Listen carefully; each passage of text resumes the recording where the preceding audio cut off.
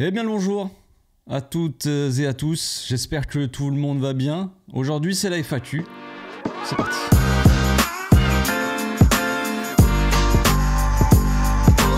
Au passage, n'hésite pas à nous rejoindre si c'est pas encore fait et à partager la chaîne autour de toi, ça fera plaisir à tonton. Donc après la victoire du Barça hier difficile contre le Celta Vigo, vous avez été un certain nombre à me poser des questions sur Instagram. Comme d'habitude, on va faire ça en freestyle naturel. Je vais essayer de prendre un maximum de questions.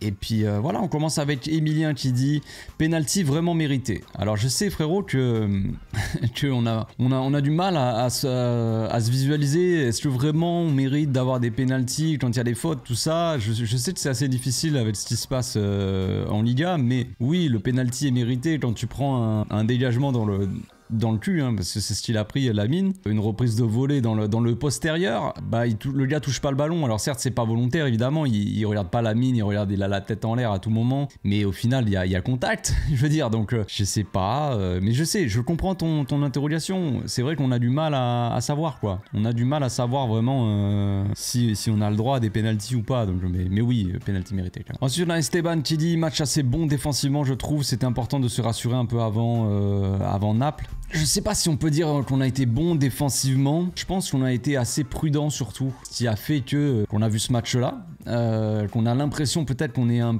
petit peu mieux défensivement. Mais concrètement, je pense pas qu'on le soit vraiment. En soi, je pense que le Barça là en tout cas contre le Celta a joué de manière très prudente pour éviter de prendre des comptes, de prendre des buts, tout ça. Le Celta, ils ont pas forcément été très bons, ils ont pas forcément pressé, ils ont pas mis beaucoup d'intensité non plus. J'ai pas trouvé un Celta très compliqué à jouer. Et après, on a vu une défense assez concentrée, assez appliquée, on va dire, pour éviter de faire encore une fois des bourdes. Bon, Koundé, c'était un peu compliqué. Un peu compliqué. Mais j'ai pas trouvé cette défense vraiment rassurante en soi. Pas plus que d'habitude, pas moins non plus, pareil. On a encaissé au bout d'une minute en deuxième mi-temps. C'est le genre de truc, c'est un classique hein, maintenant. De toute façon, le Barça entame sa deuxième mi-temps, encaisse au bout d'une ou deux minutes. On est habitué, on est plus choqué de voir ça. Ça devient la norme. Un peu triste. Je dirais pas qu'on a été rassurant. On aurait été rassurant si on n'avait pas du tout encaissé, à la limite. Mais c'est pas vraiment le cas. Ensuite, on a le retour de Yanis qui dit Lamine Yamal trop fort, j'ai trouvé. Ouais, bah ça c'est sûr, hein, Lamine, franchement, masterclass encore une fois. On commence à s'habituer aussi qu'un gamin de 16 ans porte l'équipe, mais voilà.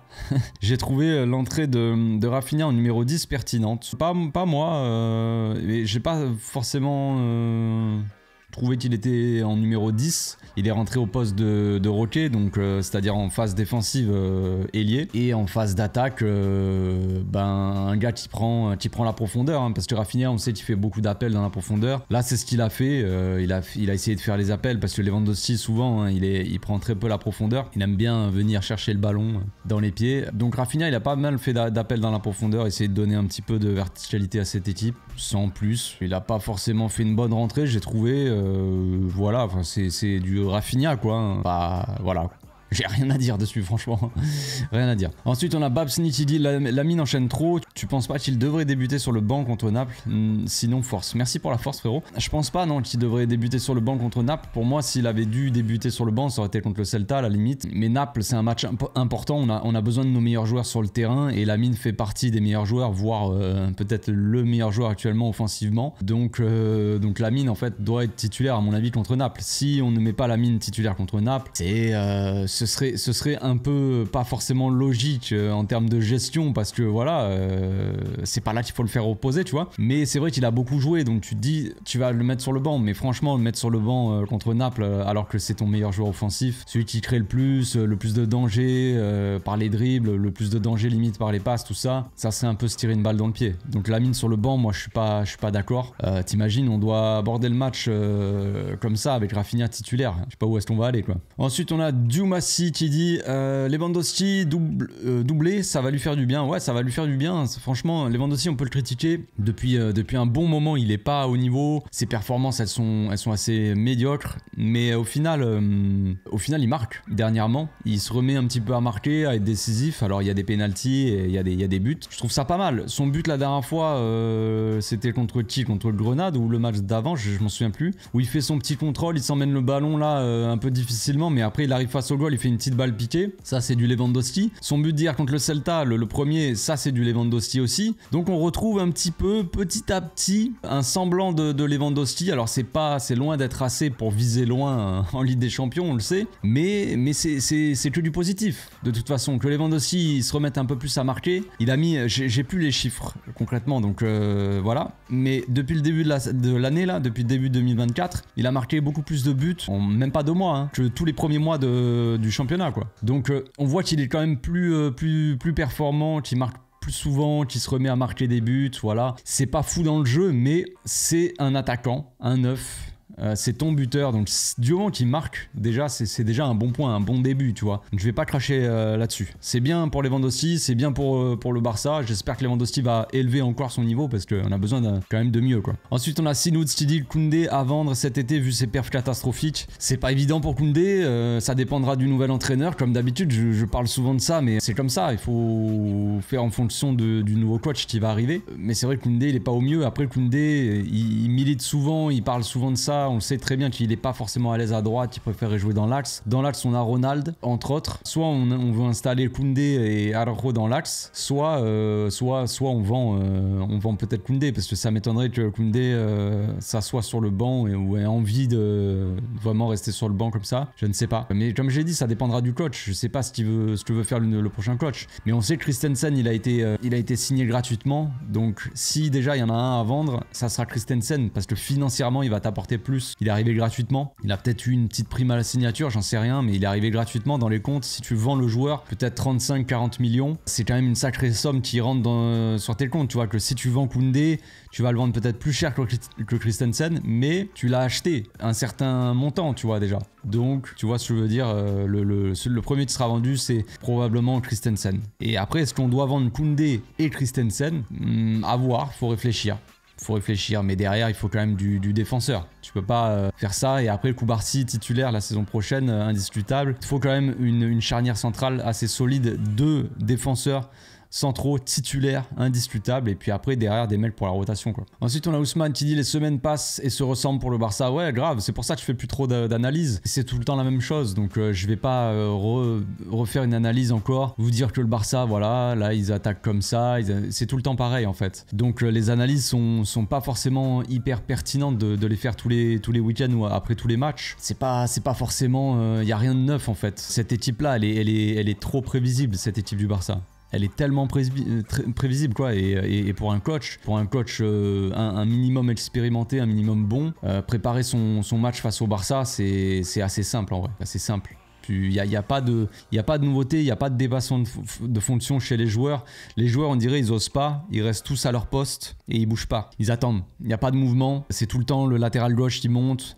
Là, on joue avec une défense à 3, Lamine qui est seul sur son côté. Lewandowski qui prend très peu la profondeur, et si t'as juste à mettre un gars costaud qui va rentrer dans Lewandowski pendant tout le match, il pourra pas faire grand chose, il va essayer de protéger, mais il va rentrer dans un combat et c'est tout. Voilà, le seul qui est un peu inarrêtable, on va dire, c'est Frenkie, parce qu'il a cette puissance là, qui balle au pied, tu peux très difficilement lui prendre la balle. On a un Christensen qui fait son taf, on va dire, en tant que pivot, mais qui est très peu mobile, qui prend très peu de risques. On le sent vraiment pas forcément à l'aise, hein. Franchement on le sent pas très à l'aise dans l'axe. Il se retourne très peu, il est tout le temps dos au jeu, il remet tout le temps les ballons vers l'arrière, ça nous aide pas à construire le jeu. Il y a que pour moi vraiment Pedri et Frenkie qui peuvent s'en sortir et qui peuvent déjouer à eux seuls, on va dire, des tactiques adverses. Sinon tout le reste c'est facile, de défendre, de bloquer le Barça, on va dire. Pour un coach digne de ce nom, moi je n'ai pas la prétention de dire je sais comment bloquer le Barça, mais un coach, un tacticien ou quoi qui va analyser le Barça, on attaque tout le temps de la même façon en fait, il n'y a pas de surprise, on va pas arriver contre Naples et sortir une tactique improbable. Waouh, putain, un bon coup tactique. Il n'y a pas de coup tactique, c'est tout le temps la même chose. Peu importe l'adversaire, peu importe le système en face, peu importe quoi que ce soit, on joue tout le temps de la même façon, quoi. Et malheureusement, c'est tout le temps assez chiant, quoi.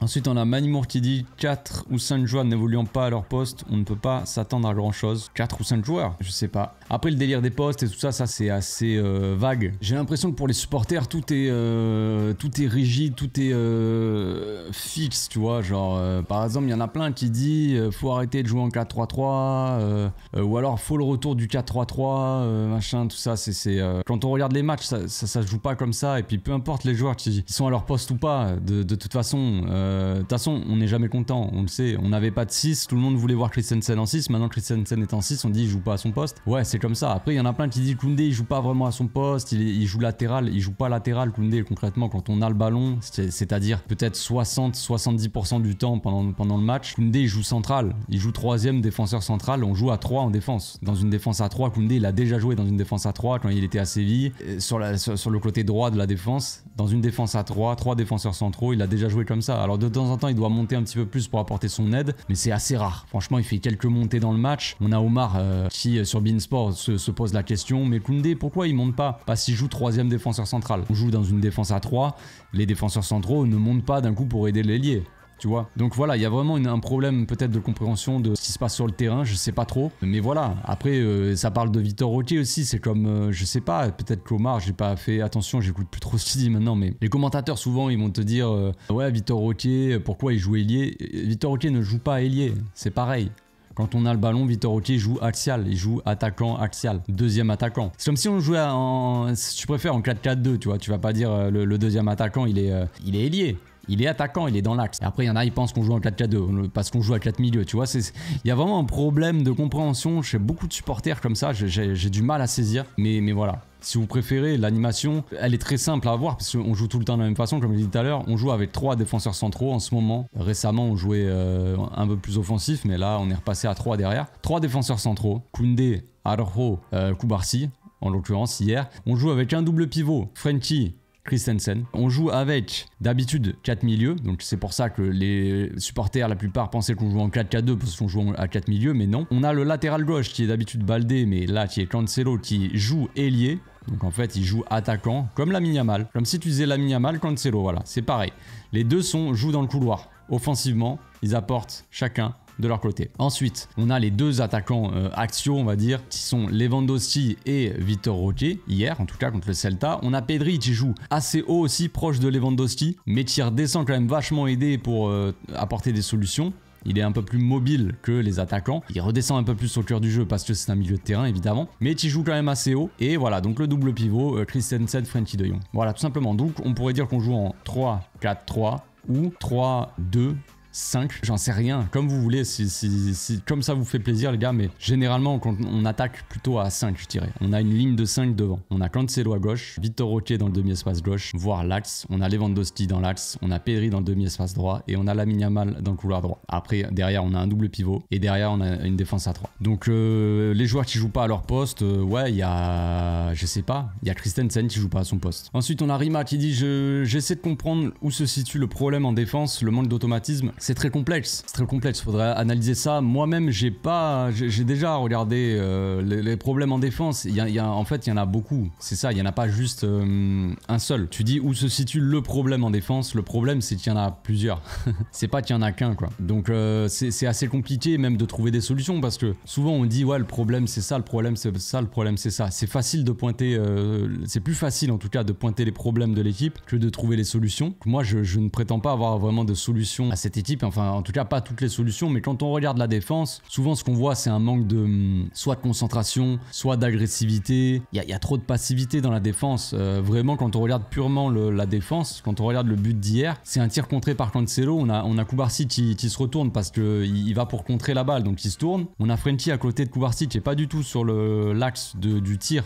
Qui se met de dos comme pour contrer la balle alors que la balle elle est pas du tout sur lui et après il regarde le ballon passer. Derrière on a Christensen aussi à côté de Frenkie qui regarde l'action comme ça, qui est spectateur complet, limite s'il avait les mains dans les poches ça serait pareil. Bref, sur toute l'action, sur l'action on a quasiment tous les joueurs autour en fait qui sont complètement spectateurs du truc quoi. Donc ça c'est pas un problème tactique en soi déjà, purement juste pour cette action là, sur ce but du Celta. C'est pas la première fois qu'on a des joueurs qui regardent passer le ballon. Frenkie c'est un spécialiste là-dedans, on le sait, même si on n'a pas le droit de le dire, je le sais, mais Frenkie c'est quand même un spécialiste dans les trucs comme ça. C'est un peu son plus gros défaut, je dirais, c'est sa nonchalance et vraiment le fait des fois de pas défendre, de regarder. On a toute une équipe qui fait ça quasiment. Tout un groupe de gars quoi. Gundogan défensivement il est pas là. C'est pour ça que j'ai du mal avec Gundogan en pivot. C'est que défensivement il est vraiment, il a pas envie de défendre quoi, Gundogan clairement.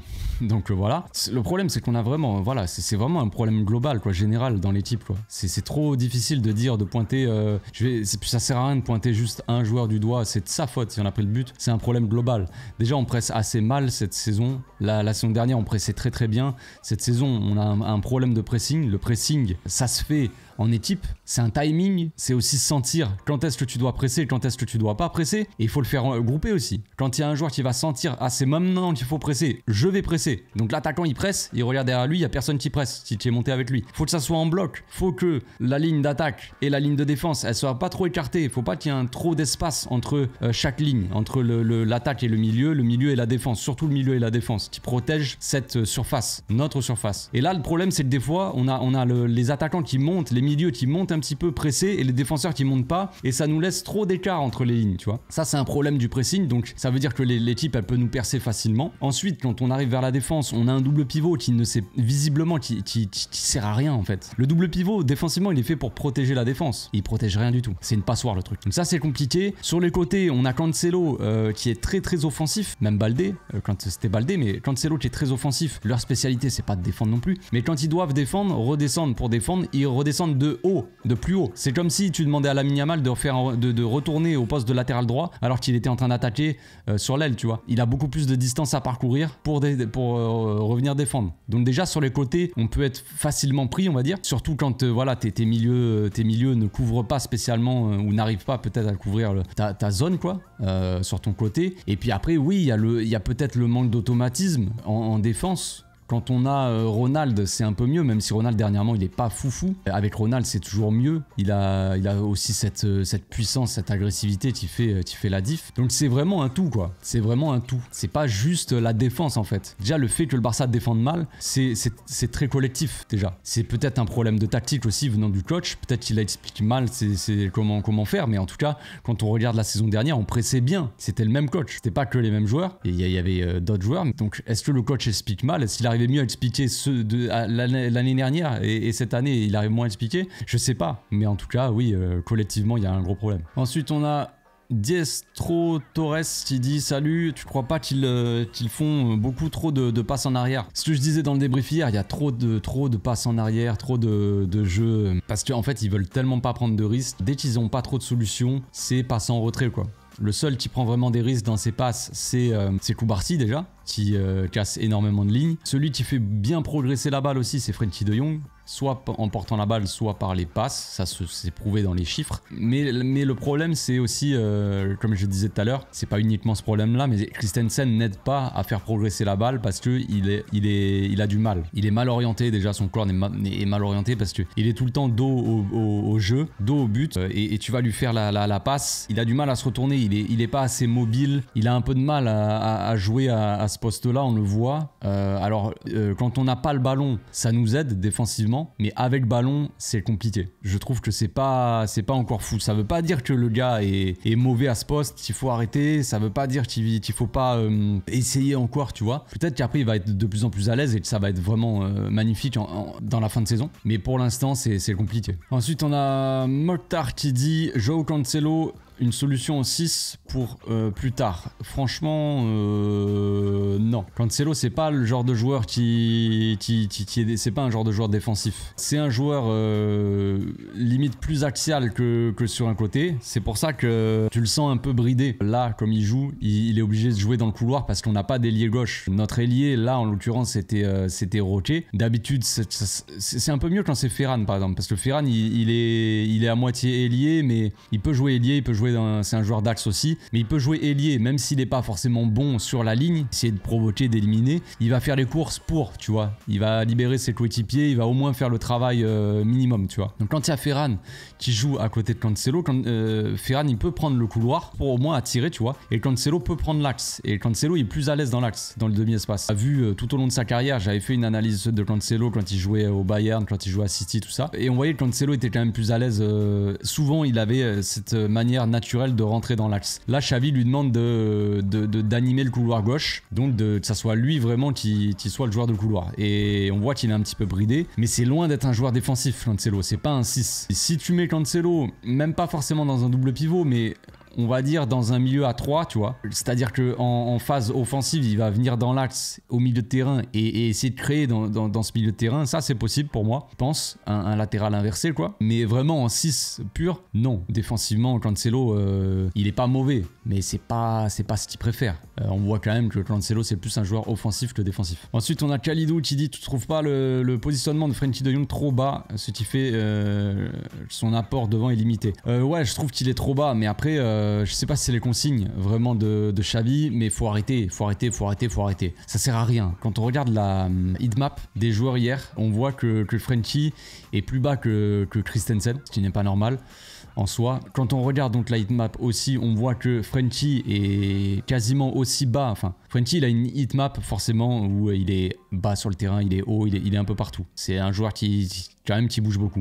Christensen, on voit, il est principalement au milieu de terrain. Il bouge pas. J'essaierai de mettre les heatmaps, de les afficher comme ça, vous verrez mieux. Donc Christensen, il est assez fixe. Il bouge pas trop. Tu vois qu'il a pas beaucoup de mobilité. Tu vois que Frenkie bouge beaucoup sur le terrain, mais tu vois que limite, Frenkie, il est au même niveau que Ronald et que Cubarsí. Sachant que Frenkie évolue plus ou moins dans la même zone que Cubarsí. Cubarsí qui est plutôt bon dans les passes pour casser des lignes, pour relancer. Le problème, c'est que si Frenkie il est trop bas, il ne sert à rien. Il ne sert à rien parce que de son côté, Cubarsí est capable de faire des bonnes relances, de casser des lignes. Il l'a déjà montré plusieurs fois, c'est sa spécialité. Donc si Frenkie il descend trop bas, trop proche de Cubarsí, bah Frenkie va devoir remonter le terrain. Il va devoir remonter plus de distance avec la balle. Et du coup, ça va freiner nos occasions. Tu vois, notre jeu, quoi.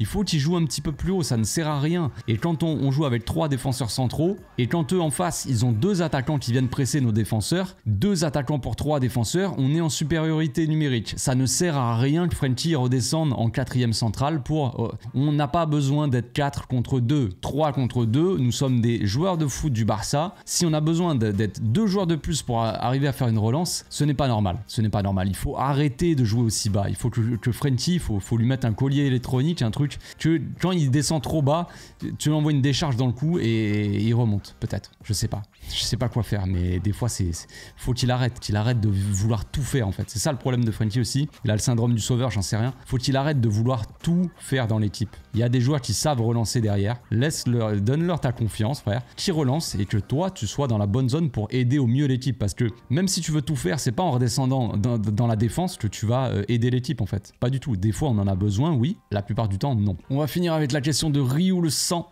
Le sang de la veine. Que retenir du match de Cubarsí? Omar sur beIN l'a trop critiqué, j'en ai marre, franchement il abuse. C'est compliqué les matchs sur beIN Sport. Hein. Franchement, c'est compliqué. On avait la saison dernière, on avait la tête de Turc, c'était Gali. Le joueur qui n'était pas au niveau d'après Omar, qui n'avait limite, qui ne devait pas être titulaire, tout ça. C'était assez marrant. C'est assez marrant d'entendre ça. Et maintenant, c'est Cubarsí qui prend toutes les critiques. Moi, ce qui me fatigue, en fait, c'est qu'il y en a qui ont la cible facile, quoi. C'est-à-dire que Cubarsí, il va faire une erreur et direct, Omar, il va dire: ah bah voilà, tu vois, ouais, mais là, c'est un problème d'expérience. Il est jeune aussi, mais voilà, c'est ça aussi. Mais si tu es titulaire au Barça, tu dois pas faire ce genre d'erreur. 2 secondes après, t'as Koundé qui fait une passe dégueulasse, qui perd la balle. Silence complet, silence radio. Alors Cubarsí, c'est un problème d'expérience. Ah ouais, mais si tu veux jouer titulaire, peu importe l'âge, tu dois être au niveau. Koundé, il va louper une passe. Ah, Koundé a loupé une passe. Ah, c'est dommage. Tu vois, ça n'a pas de sens. Ça n'a pas de sens. Cubarsí va réussir une passe. Il a quand même relevé quand Cubarsí il a cassé des lignes, quand il a fait des bonnes passes. Il a dit: ah voilà, là il est bon. Frère, il le fait à tous les matchs, mais bon, c'est pas grave. Je pense pas qu'il regarde vraiment les matchs, Omar. De toute façon, il commente aléatoirement. Il est là, il est au bistrot. C'est pour ça qu'on aime bien Omar aussi et Benjamin. C'est que les mecs, c'est 2 potes, ils commentent le foot. La plupart du temps, c'est agréable quand ils se vannent entre eux et qu'ils rigolent et que Benjamin, il est plié en deux, là, il est mort de rire. Tout ça, moi, j'ai bien rigolé pendant des années. Ça fait des années qu'ils commentent le Barça, ça fait des années que je regarde des matchs sur beIN Sport. C'est marrant. Ils sont attendrissants les deux, tu vois, c'est mignon, on dirait un vieux couple. C'est marrant, tu vois. Ils s'embrouillent, ils rigolent entre eux. Voilà, on rigole bien, tu vois. Mais c'est vrai que quand après ça commence à parler un petit peu football, c'est compliqué, quoi. c'est compliqué. Problème, moi, là-dedans, parce que c'est pas grave que le gars qui commente son match, il comprenne rien à ce qui se passe sur le match. En soi, c'est pas vraiment un problème, ça le regarde lui. Mais le problème après, c'est derrière, c'est que la compréhension de ce qui se passe et ses critiques envers l'équipe, envers les joueurs, envers peu importe. Et ben après, t'as tous les gens sur les communautés, donc enfin sur les réseaux sociaux, qui vont reprendre ces trucs-là, ces bêtises et qui vont en faire des propagandes ou des trucs ou des avis. D'un coup, ça va devenir un avis général. Gavi est un catcheur. Ça vient d'où? Alors, je dis pas que ça vient de beIN Sport, hein, absolument pas, mais ça vient des réseaux, ça vient des autres supporters évidemment. Mais voilà, tout ça, tous ces avis biaisés, quoi, ils viennent de quelque part. Et ça n'aide pas. Ça n'aide pas. Les commentateurs comme ça qui ont une lecture d'un match assez approximative, ça n'aide pas. Ça n'aide pas la communauté à comprendre mieux ce qui se passe sur le terrain. C'est dommage. C'est dommage. Sur Canal+, ils font du très bon boulot quand ils commentent la première ligue. Il y a de la réflexion, il y a de la réflexion sur la tactique, sur le jeu. Vraiment, c'est sympa, quoi. C'est sympa. Même Sabatier, je crois qu'il s'appelle, qui commente la Bundesliga. Lui aussi, très très bon. Mais voilà, après, faut choisir. Soit on regarde les matchs avec des mecs qui disent des blagues et voilà, qui va essayer de sortir des phrases qui veulent rien dire et ça va faire rigoler tout le monde. Soit on regarde des matchs, voilà, avec des mecs qui vont essayer de pousser la réflexion. En fait, c'est même pas question qu'il connaît pas le foot, c'est surtout d'essayer de comprendre en fait. Parce que en soi, Omar et Benjamin, c'est pas qu'ils connaissent pas le foot, loin de là. Je vais pas faire le gars qui connaît mieux le foot qu'eux. Mais ils n'essaient pas de comprendre, c'est ça qui m'énerve en fait. Ils n'essaient pas de comprendre ce qui se passe sur le terrain des fois. Quand ils vont dire Koundé, pourquoi il joue latéral, pourquoi il monte pas alors qu'il joue pas latéral, il joue dans une défense à 3. Quand tu regardes la première ligue, quand tu regardes Manchester City qui joue avec une défense à 3, parce que Stones, qui est un défenseur central aussi, monte au milieu de terrain. On a cette animation là. City joue, quand tu regardes le match, avec 4 défenseurs centraux, des fois, pas tout le temps mais ça arrive, qui joue avec 4 centraux et en phase de possession, on a Stones qui monte au milieu de terrain et qui vient jouer un rôle dans le double pivot, tu vois. Et t'as les commentateurs qui savent tout ça, qui sont conscients de ça, qui vont parler de la tactique, qui vont parler de ça. Et quand t'arrives au Barça, si on joue avec 4 centraux, on serait là, le truc direct sans réflexion de quoi que ce soit. Oh, on joue avec une défense avec 4 défenseurs centraux, on a vraiment peur. Hein. C'est quoi ces réflexions de tweetos, quoi? C'est des réflexions de gamins de Twitter qui essaient pas de comprendre ou qui comprennent pas encore le football parce qu'ils viennent de commencer à regarder, tu vois. Mais le football est assez complexe, les amis. Hein. Je sais que pour l'avis général de ceux qui sont pas intéressés par le foot, tout ça, ça reste un sport de bof, de gars qui regardent le foot sur leur canapé, qui boivent de la bière, sont en caleçon en train de se gratter les baloches. Ils sont là en train d'insulter. Au stade, t'as des gens qui insultent. Voilà, les mecs qui tapent dans un ballon, ils sont en short avec des chaussettes. Tu peux, quand t'es externe au foot, tu peux dire ouais, c'est un sport, voilà, et c'est des gars qui tapent dans un ballon, si tu veux, frérot. Mais la tactique poussée, voilà, d'analyser un match, d'avoir la réflexion tactique, tout ça, quand tu t'intéresses un peu à tout ça, tu vois que ce sport-là, comme tous les sports, hein, de toute façon, enfin quasiment tous, il y a vraiment beaucoup de tactique. C'est de la réflexion, il faut un QI, il faut une réflexion derrière. C'est tout un travail, quoi. Et il y en a qui font un petit peu mal le leur, quoi, je dirais. Voilà, c'est tout pour aujourd'hui, les amis. On se retrouve tout à l'heure pour le live. Je vais diffuser le match. Le Barça B en live et je ferai un live aussi gaming pour ceux qui sont encore là. Je ferai un live gaming ce soir à 21h30 normalement. On va finir le fut champ, les amis. On va le finir. À tutti quanti. Ciao.